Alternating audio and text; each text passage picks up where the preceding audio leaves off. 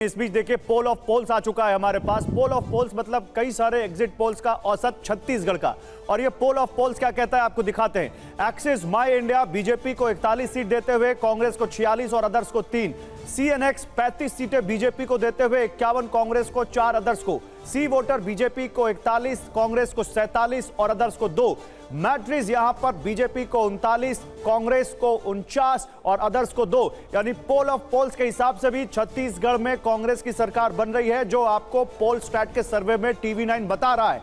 Pole of poles में BJP 39 पर सिमटती दिख रही है, कांग्रेस को 48 सीटें मिल रही हैं और अदर्स को 3 सीटें मिल रही हैं। यह पोल ऑफ पोल्स कहता है। और TV9 पर पोल स्ट्रैट के एग्जिट पोल में भी हम आपको कह रहे हैं कि कांग्रेस छत्तीसगढ़ में सरकार बना सकती है।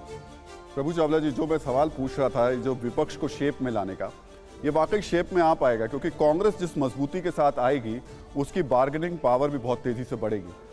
अखिलेश यादव नाराज अभी चल रहे हैं, TMC का रुख हमने देख ही लिया। इंडिया गठबंधन के कई सहयोगी दाएं बाएं जाते हुए नजर आ रहे हैं। शेप बनेगी या बिगड़ेगी? नहीं, आप देखिए, इंडिया की शेप की अगर बात करें, अखिलेश यादव का एग्जाम्पल दे रहे हैं, काफ़ी बिगड़ गए थे वो। अगर तेलंगाना में कांग्रेस की सरकार बनती है, इसका मीनिंग क्या है? इसका बहुत बड़ा लेसन, एक बड़ा मैसेज है राष्ट्र के लिए कि रीजनल पार्टी को कोई हरा सकता है। वो अब कांग्रेस पार्टी है, उभर करके आ रही है। रीजनल पार्टीज के लिए एक खतरे की घंटी है जो बीजेपी के खिलाफ जीतते हैं। अखिलेश बीजेपी के खिलाफ है कब यूपी के अंदर, वहाँ पर कांग्रेस का एक रिवाइवल हुआ जब इन्होंने एक बात कही थी कि BSP के वोट जो है नहीं है मध्य प्रदेश के अंदर या राजस्थान के अंदर, क्योंकि वहाँ पर शेड्यूल कास्ट के वोट सारे के सारे कांग्रेस को ट्रांसफ़र हो गए हैं। तो मेरे को लगता है कि आंध्र प्रदेश के अंदर कांग्रेस सरकार बनाती है और मध्य प्रदेश में सरकार बनाती है और छत्तीसगढ़ में रिटेन करती है, तो कांग्रेस एक खतरा रीजनल पार्टीज के लिए बन जाएगी। रीजनल पार्टीज कांग्रेस को डिक्टेट नहीं कर पाएंगी। एक बड़ा मैसेज है कि कांग्रेस पार्टी अम्ब्रेला पार्टी बन करके दोबारा से निकल के आएगी कि मुस्लिम उसके पास जा रहा है, महिलाएं उसके पास जा रहे हैं, बाकी शेड्यूल कास्ट उसके पास आ जा रहा है, ट्राइबल वोट उसके पास जा रहे हैं। तो मेरे को लगता है अखिलेश को भी दोबारा सोचना पड़ेगा कि अगर बीजेपी से लड़ाई करनी है तो कांग्रेस के साथ मिल करके रहना पड़ेगा।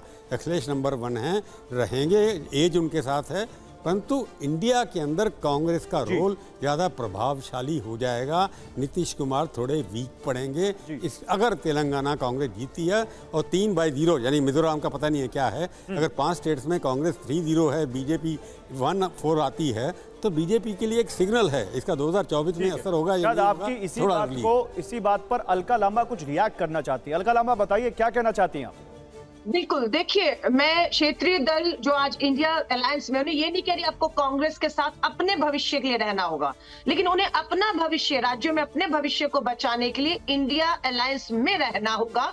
क्योंकि आप देखिए, दिल्ली सेवा बिल लाकर किस तरीके से चुनी हुई सरकार की शक्तियां छीनी, तो आम आदमी पार्टी ने इंडिया अलायंस के दलों की तरफ उम्मीद से देखा और सबने जब ये बिल आया उनका साथ दिया। अब आप केरला के गवर्नर के रोल पर सुप्रीम कोर्ट की टिप्पणियां देख रहे हैं। आपने महाराष्ट्र में स्पीकर और राज्यपाल की भूमिका पर, अलका जी, हम यही तो पूछ रहे थे आपसे। वही सवाल आपके सामने एक यक्ष प्रश्न बनकर खड़ा हो गया है कि अब क्षेत्रीय पार्टियों को इंडिया के बैनर तले कांग्रेस को अपना लीडर मानना होगा, यही कह रही है ना आप?